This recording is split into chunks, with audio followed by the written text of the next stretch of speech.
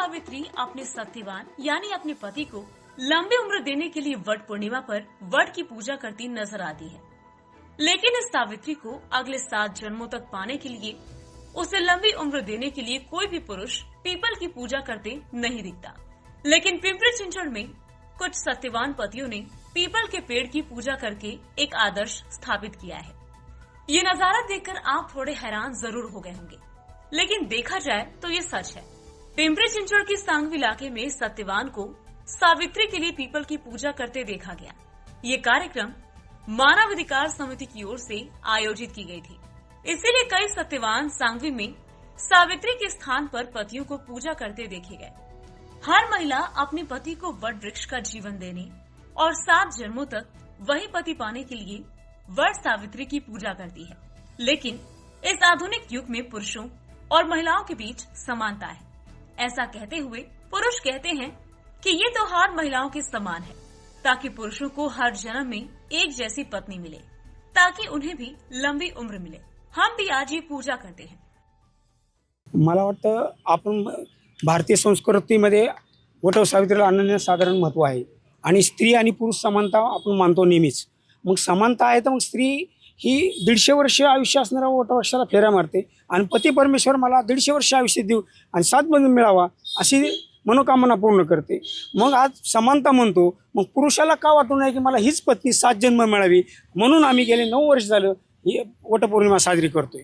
आज ही वटपौर्णिमा संपूर्ण भारत देशामध्ये साजरी केली जाते, तर महिलांनीच का करावी? आज आपण समानतेचा धागा म्हणतो, तर पुरुषांनीही आपलं 7 जन्मी हीच पत्नी मिळावी म्हणून एक अण्णाने आमच्या स्तुत्य उपक्रम चालू केलेला आहे।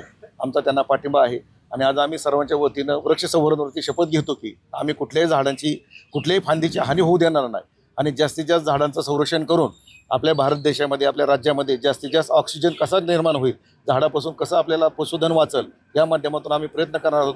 आणि येणाऱ्या वट सावित्री पौर्णिमेला आम्ही 500 वडांची रोपं वाटून एक वेगळा कार्यक्रम घेऊन आम्ही हा साजरा करणार आहोत। ह्या झाडाला 150 वर्ष आयुष्य आहे आणि या झाडापासून जास्तीत जास्त ऑक्सिजन मिळतो आणि या झाडाखाली सावित्रीबाईने आपल्या पतीला जीवदान दिलं, त्यामुळे या दिवशी अनन्य महत्त्व या झाडाला मिळालेलं आहे।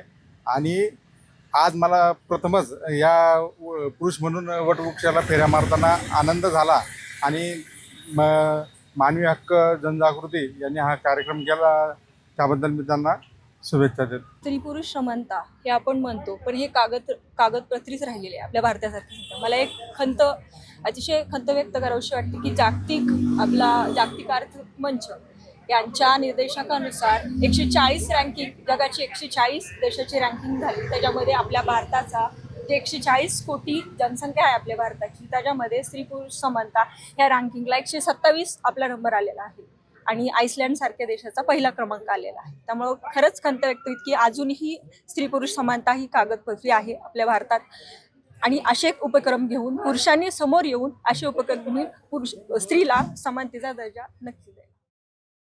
Bureau report, VSRS news, Pune, Maharashtra.